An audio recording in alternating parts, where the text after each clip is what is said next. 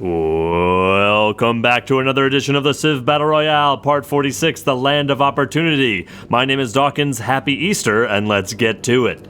Welcome to Part 46 of the Civ Battle Royale. I am Scaling Triangle, your narrator for the installment. When we left off last time, Norway had finally been obliterated by Sweden, the Maori had paid dearly for their nuclear attack on Australia, and Lincoln had been resurrected by Henry Morgan, of all characters. As always, we have our beautiful city map by Malsistra and Laxaraxariskel. Thanks as always for making this. The highest ranking from Part 45 went to the Inuit, unmatched in military prowess, who are currently in a two-front war of their own declaration with their biggest adversaries yet, the Buccaneers, themselves in a war with Brazil and Yakutia, who are also at war with the Sibir. Read the full list from America to the Inuit here. A tattered American flag is lowered outside of Albany State House while a silent crowd watches the crew of the Buccaneer Corsair, the Liberator, marched at pistol point into town square. They are swiftly and forcibly perished from this earth. Too many tears have been shed on Lincoln's behalf, but for a brief moment the world was shown an example of liberation and hope, a way out of this endless war. But alas, a house divided against itself cannot stand. He walks away, slowly, but never looks backward. While the Inuit have put their feet in the right place and stood firm, Dallas is in the red after bombardment from a Buccaneer battleship and Corsairs.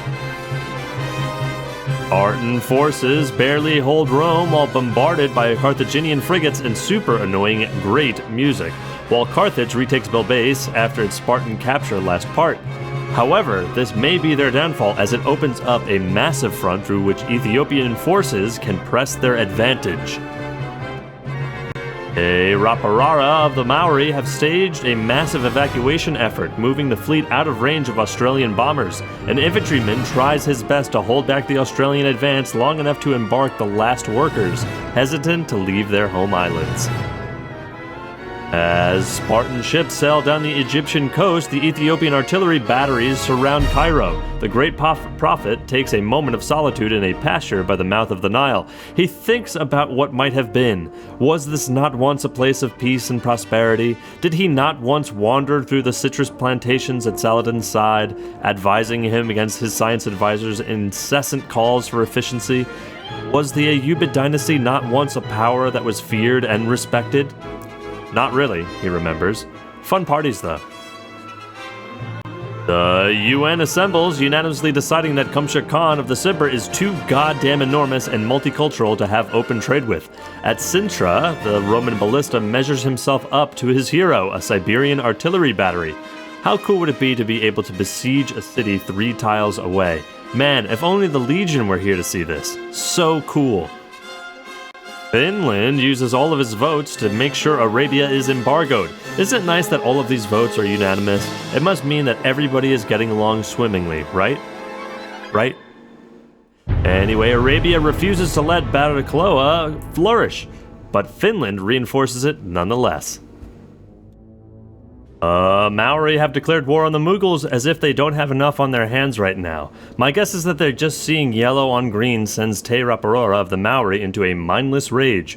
More to the point, we're finally seeing the fruits of centuries of effort as Sri Lankan troops break through the line at Fatehpur Sikri. They can finally fall on the Mughal strongholds at Gaur and Agra without being constantly halted by the hilly terrain. And with Lahore firmly in hand, they can begin to move their columns through the eastern jungles towards Gyantsé. Finnish troops are beginning to outnumber Afghani ones, and their technological superiority is stark. Something rings a bell about troops flooding into Afghanistan a few years after a war in the Arab Gulf. Now what am I thinking of? Talk about a head-scratcher. Taking a deep view into Inuit territory, we capture Inuit innovation in one image. Major props to the Inuit for their ability to flourish in an icy, mountainous archipelago. On the left, we see their truly unique improvement, the Inuksuk, while on the right, we see their currently unique technological advantage, the communications array, which generates extra gold. That, alongside the futuristic industrial complex improvement, also spotted in the Boer heartlands. The rainforest is no longer dominated by the sounds of life, but the grinding machinery of death. Artillery batteries pound Buccaneer-held cities all along the northern front, bringing them down to 0 health. Great War infantry trudging through the jungle cheer as they glimpse gunship squadrons shooting by above the canopy, en route to engage the pirate scourge from the air. The technologically superior pirates are content to wait for reinforcements in these shelled-out husks of cities such as Machu and Fortaleza, but they really wish some workers would get around to constructing a rum distillery. While the evacuation continues, with caravels heading northeast towards the new capital, one Maori worker refuses to leave the uranium deposits undefended. His nation could be trusted with the responsibility of nuclear weapons, but what of these brutal Aussies? Absolutely not. He cannot leave.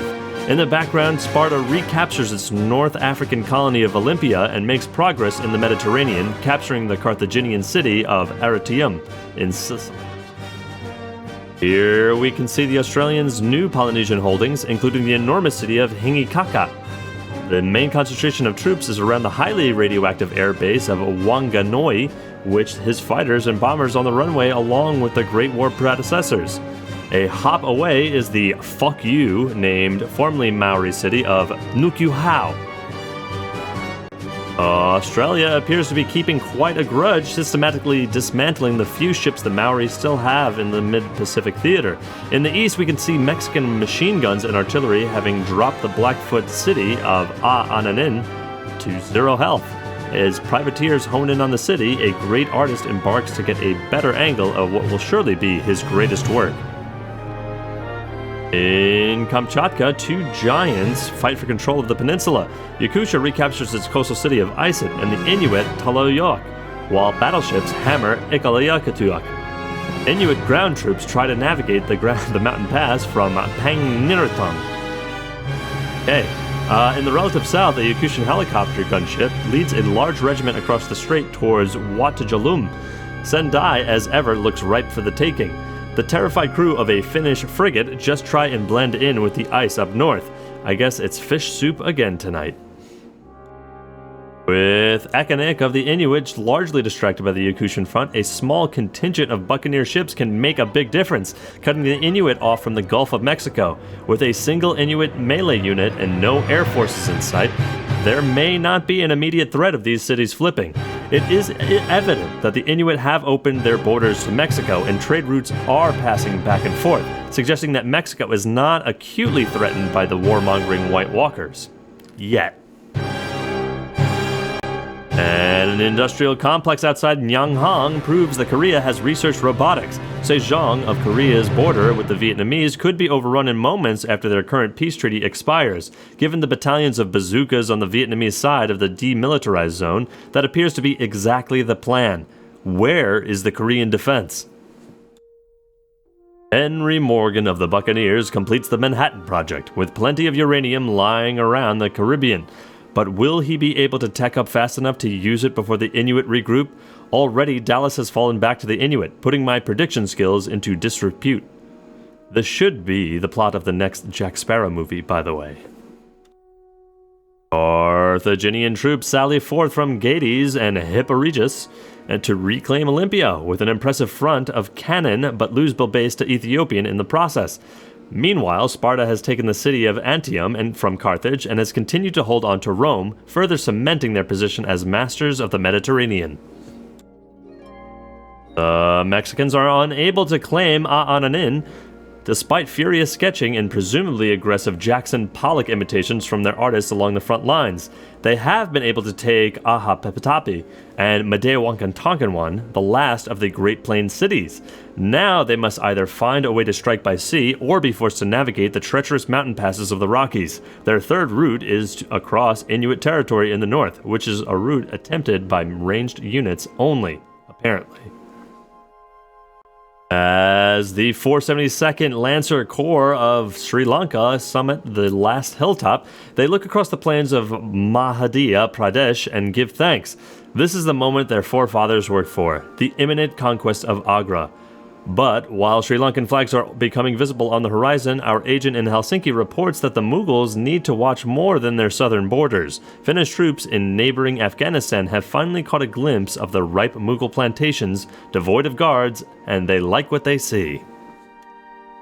Behold, my friends, the spring is come. The earth has gladly received the embraces of the sun, and we shall soon see the results of their love. Columns of smoke rise on the Great Plains. A Mexican general coordinating the northern passage rubs what surely must be ashes off his face.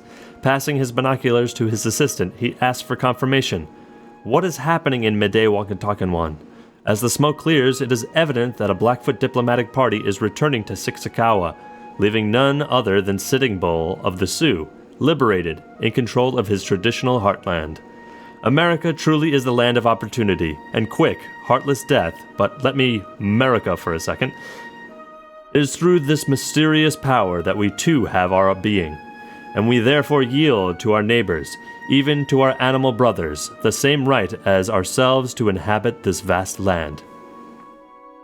As Olympia flips for the Bilmoth time, MK1 joke people, we see Carthage in crisis as most of their Mediterranean holdings have been taken by Sparta, with the last, Panormus, soon to fall.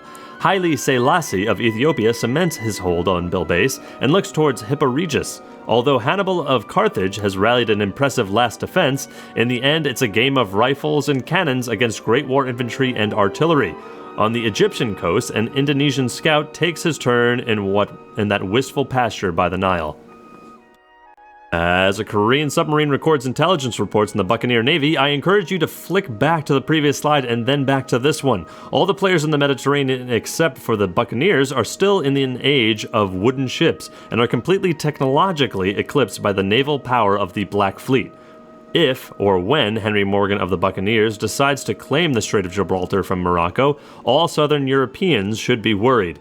In this slide, we can also see some of the last Norwegian refugees attempting the Atlantic crossing. France is present. And I and Wallet Jom are Yakutian, but the Ice Sheet Fleet is regrouping on the other side of the Kamchatka Peninsula. Control of the canal city of Igloolik will be a major decider of the outcome of this conflict. Inuit bombing raids are savaging the city of Talayoak and Ikalakatiak, not long ago Inuit cities themselves. At Verkhoyotski, engineers of legendary status repair the Yakutian fleet while keeping a massive air force in operation. As Megathread slowly recovers, let's take a moment to recognize how diplomatically savvy Crowfoot of the Blackfoot was in his liberation of the Sioux nation. By liberating Sitting Bull, he has the allegiance of a neighbor, even if they are a powerless one. He has one less flank to worry about for a while. But by liberating the city of Megathread in particular, Mexican invaders now have to either take the long northern crossing, which relies on continued good relations with the warmongering Inuit, or the snaking, slow mountain passes through the Rockies. It's also worth re-emphasizing here that no one has an edge on the Inuit. They are simply around because the Inuit are busy trying to eliminate someone else. The Persians end a not very relevant war with the Mughals right as the Arabs get started. Arabia refuses to let Batacaloa flourish under Finnish occupation, but that hasn't stopped them reinforcing the city from across the Gulf of Oman. The Arab army isn't looking too shabby though. They've even upgraded a few troops to infantry. If they actually choose to invade a neighbor such as Armenia, or maybe even Persia, they could make themselves a key player in the Middle East.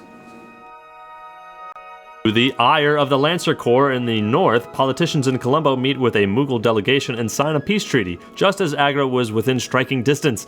They were so close! Sri Lanka keeps its current holdings, including Fatehpur Sikri, which will boost its ability to strike north when the time comes again.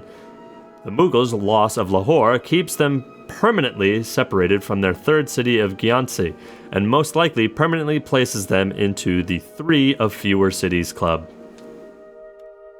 As an astrophysicist who is currently neglecting his work in order to narrate, and an ardent Bohr supporter, the slide brings me great joy. The Bohrs have completed the Hubble Space Telescope. Surely Paul Kruger of the Bohrs will use his extra great scientist point and 2 great scientists to increase knowledge of the cosmos, instead of supplementing his already powerful military machinery.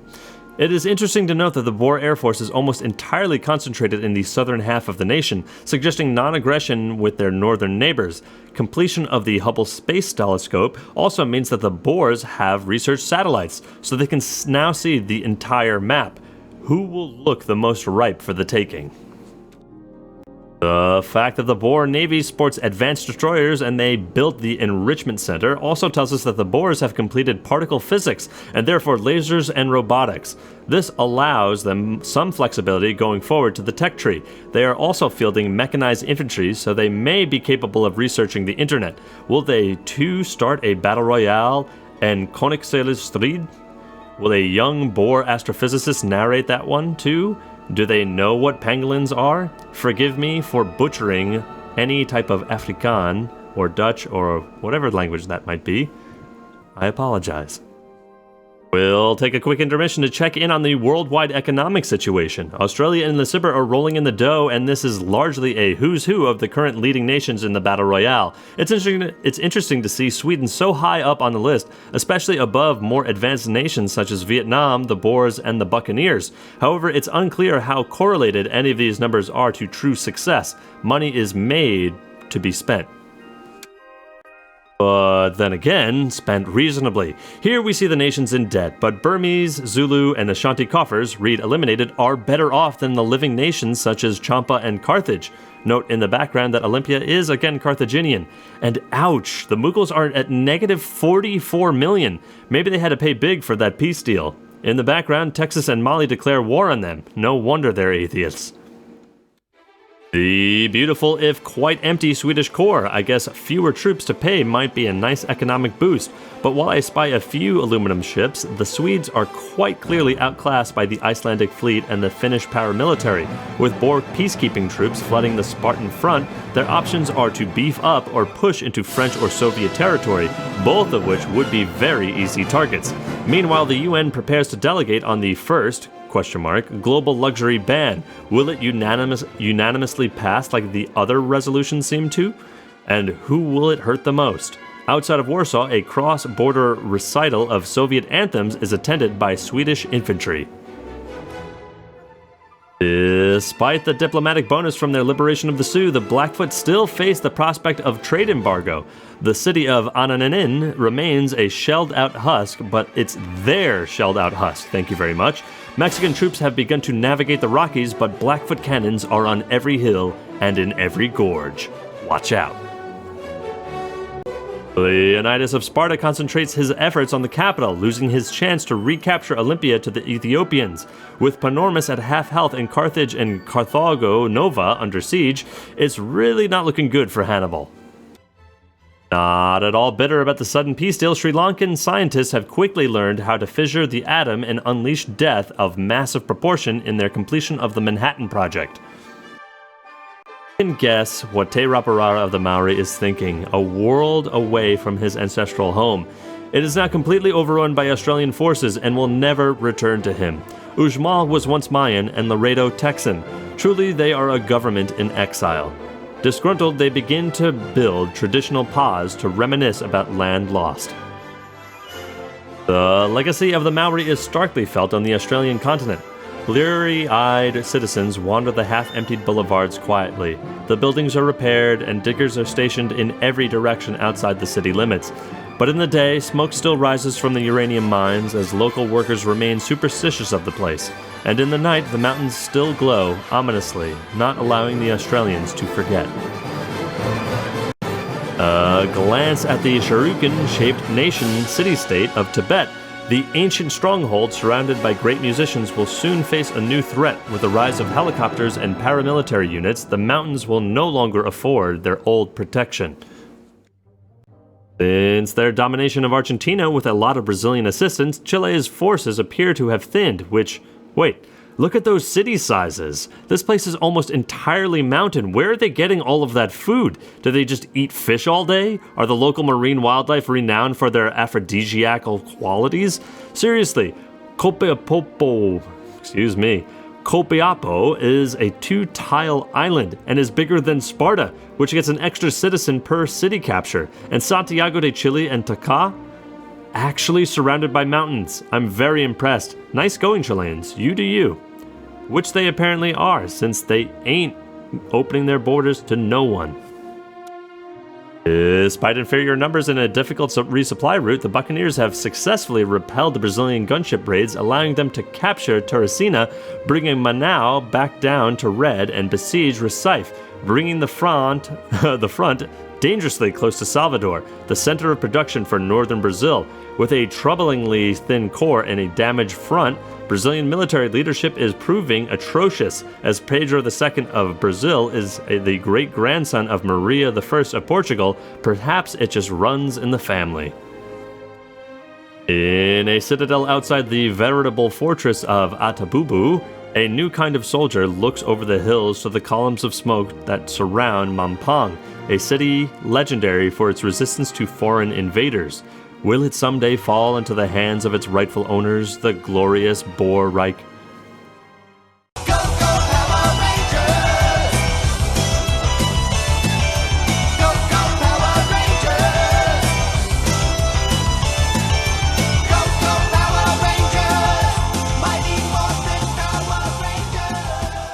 In all seriousness, the new kind of soldier is a power army infantry, which is a small, plus 15 strength upgrade of the mechanized infantry and confirms that the Boers have completed research into nanomaterials.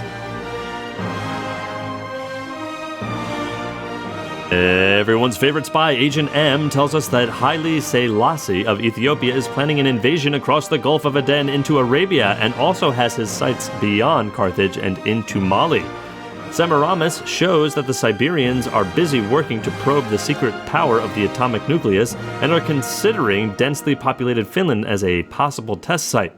Side note, with all these nuclear tests happening all over the world, the atmosphere must be extremely irradiated, and crops, wildlife, and public health in general are probably not doing so great right now. At first glance, Recruit Ishtar's information isn't nearly as juicy as the other two, but remember, Uru Kekkonen of the Finns has successfully captured two cities a continent away from the rest of his nation, although he has not been able to hold Gaza, so it's impossible to count out an invasion from a distance. Leaving the espionage overview, we see that Goth has taken a break from Faust to report to the Babylonians on global military power. The Boers, at peace for many centuries now, have accumulated a terrifying military strength, as evidenced by their troops overflowing into peacekeeping in Europe and even Yakutia. At least in terms of raw numbers, a war on the steppes between Sibir and Finland would be about evenly matched. Henry Parkes of Australia and Ekanik of the Inuit have paid quite dearly for dominance in their respective theaters, with troop counts nearly equal to that of a clearly revitalized Vietnam. It's exciting to see the Koreans so high up on the list, but if the Trung sisters chose to invade, Sejong better hope that his troops have mettle. I can't tell who is ninth, but if it isn't Taiken Darkhan of Yakutia, they better be worried. The bottom of the list is just the membership of Club Loser. In the background, note the Boer power armor unit above Tagia. The Boers aren't just upgrading old units, which they can only do in their own territory, but actively producing more worldwide peacekeepers. Using advanced Babylonian technology, our agents are spirited away to worldwide locations. M and Semiramis will report from both sides of the surely imminent conflict by the Yellow Sea, while Ishtar heads to the opulent, empty nation of Sweden, where he will surely enjoy daily meals of caviar with the three other Swedes in town. The Battle of Aananin remains a stalemate. The Sioux have produced their first units in centuries, humble workers who cross the plains repairing the old citadels and pillaging pastures. They may be without opportunity, but perhaps the Sioux can endeavor to remain happy and thankful for their resurrection. Perhaps they can be content to tend to their camps and till the fields. In the background of the previous slide, we saw poor Talayak flip into Yakutian hands once again. Here we see the other side of the story, with the Inuit retaking the entire Kamchatka Peninsula. Yakutian forces are looking especially thin compared to the Inuit forces amassed around Igloolik. But then again, so are the Inuit heartlands. Futuristic communication arrays and industrial complexes abound in the icy north, creating wealth and production for the citizens of the most powerful nation on the globe. However, ground melee troops are few in number. Peace comes to South America and quite clearly on buccaneer terms. Judging by the relative lack of damage, Recife was probably handed to the pirates as part of the deal, with Brazil keeping Teresina. This war was the world's best chance to stop the buccaneers' global expansion, and Pedro II of Brazil totally dropped the ball. Hopefully, now that Brazil is not at war with any neighbors, they can use this time to regroup, reform, and find a way to retake their northern cities. On the other hand, the buccaneers have proven themselves time and again to be shrewd diplomats and powerful admirals, and can no longer be written off as anything but a global power. Their gains in South America will finally grant them a contiguous land base to train large numbers of ground troops for the Black Fleet to escort anywhere in the world. Off-screen, the Texan Inuit pirate city of Gonzales is now in buccaneer hands. Not much has changed on this front since the beginning of the part. Chilean backdoor squads look hungrily at the Albany coastline. How ripe it was for the taking during the brief resurrection of Lincoln. The lost opportunity tastes bitter on their sea-salted lips. The Spartans have broken through the Carthaginian lines, capturing Panormus and pushed towards Carthage. Carthaginians are relegated to their continental holdings, with Spartan frigates pounding Gades and Carthage from the coast, and Ethiopian artillery batteries open fire from the east. Carthage moves large contingents of cannons to the front, but is it too little too late? Despite being numerically inferior, the Yakutian army is using the terrain to their advantage and holding the Siberians in check with a small, noble force around the bombed-out city of Amga. Finnish peacekeepers try to mediate the conflict by maneuvering a wall of friendlies around the entrance to the East Siberian Sea to prevent open engagement between the two navies. The Spartan assault on the Carthaginian coast intensifies as Ethiopia besieges Hipporegus and Gades begins to burn.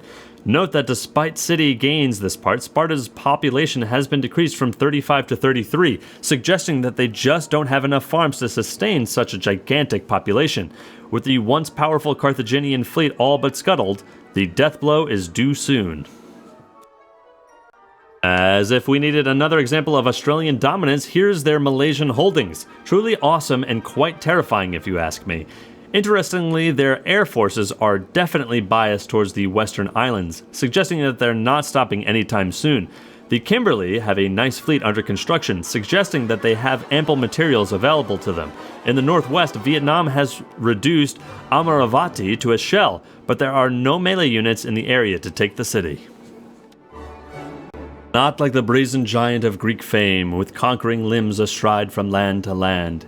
Here at our sea-washed sunset gates shall stand a mighty woman with a torch whose flame is the imprisoned lightning, and her name, Mother of Exiles. From her beacon hand glows worldwide welcome, her mild eyes command the air-bridged harbor that twin cities frame.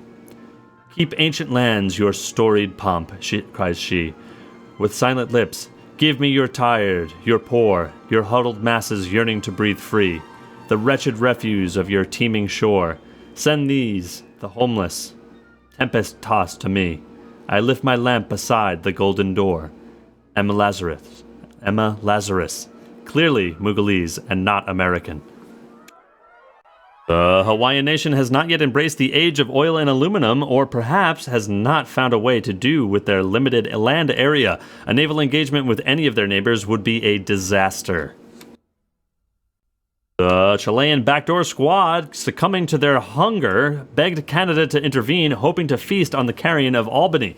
But they underestimated Canadian power and shrewdness, and the Maple Leaf troops poured into the city before they could mobilize. Without forces available to take Cincinnati alone, the Chileans still hunger. Meanwhile, the Gulf Coast is back to Inuit hands, and Mexico has deflected any potential threat to old Bahaloha with diplomacy. But what of that European peace treaty? Well, Leonidas was never known for his diplomatic nuance, let's just say that. The closest the Spartans have ever been to capturing their capital of their millennial-old rival, a peace deal throws them off, but allows them to keep their Mediterranean holdings and leaving the dirty work to the Ethiopians. Hipporegus will fall once infantry get to the area. I'm sure the sailors aboard the missile cruiser are aware of their somber mission. Unable to push past Kamchatka, the Inuit generals, eager for an excuse to test their new weaponry, jumped at the opportunity. As the peninsula comes across the horizon, the gray clouds give them a nauseous feeling, and it's not seasickness. But as they see orange bulbs rain down on the cities of Igloolik and Santarajak, the delta formations of Yakushan bombers cowardly flee. Their confidence and their hate return. I'll be damned. The people of Albany hopefully find peace in Catholic piety. Who can they look to for foundation as they are ruled by the Canadians, Texans, and undead presidents within a century? Chilean Escuadra Nacionales again lick their lips, and Cincinnati remains surprisingly unscathed. Ishtar learns that Gustavus Adolphus does not want his troops listening to those red tunes and plots at invasion of the Soviets. Can he get there before Boer peacekeepers paradrop block him? In the New World, Albany is back in Canadian hands. Oh, those hungry Chileans. As we saw from the espionage overview, everyone and their mothers are plotting to get rid of these last pikemen. What must it be like to be a simple tribe who know only of wood and iron, being passed along the coast by tanks and rocket artillery? While the armed missile cruiser rounds the peninsula and Isit falls into Inuit hands, Yakushan ships also bring atomics to the front lines. Welcome to the Kamchatka missile crisis, everyone. There are no winners here. And that's all for this week in global conflict. On to the statistics. The Boers are host to an absolutely massive population. Do Icelandic people enjoy eating copper? Quite surprising to see them so high up here. Chile is inching towards the top 10 as Yakusha is clearly hurting from their two-front war. Nice to see Morocco on the way up, too. Oh, how the mighty have fallen. Mexico is just out of sight in 28th place, while the Kimberley are all the way down in 32nd. But hey, China is better off than some other civs now. Hi, Sitting Bull, and goodbye, Lincoln. Goth has numbers slightly off, with Mephistopheles to blame. But in general, we've got the club winner here, and Mongolia. The Inuit and Sibir have many more troops than Yakusha is able to field, however. Australia has a massive lead in city count, and there's a big gap between 3rd and 4th place. Ethiopia inches onto the list. The 3 Cities or Fewer Club has the Mughals as its latest member. The Boers, Inuit, Sibir, and again, I'm surprised to see Iceland excel in their scientific endeavors with many papers accepted by Nebuchadnezzar's bulletin. Sweden is nearly par with Australia, and it's nice to see Afghanistan and Canada rounding out the list. Judaism has more followers, but many more cities pray towards Ciudad Juarez. No city practices Islam. And there's the map. I'm Scalene Triangle, and this has been a pleasure. Visit Civ Battle Royale for great original content that will make you too neglect your work in favor of laughs and conversation. And with that, my name is Dawkinzz. This has been another audio narration. Stay tuned on Wednesday for Burger Krieg, and we'll see you next time.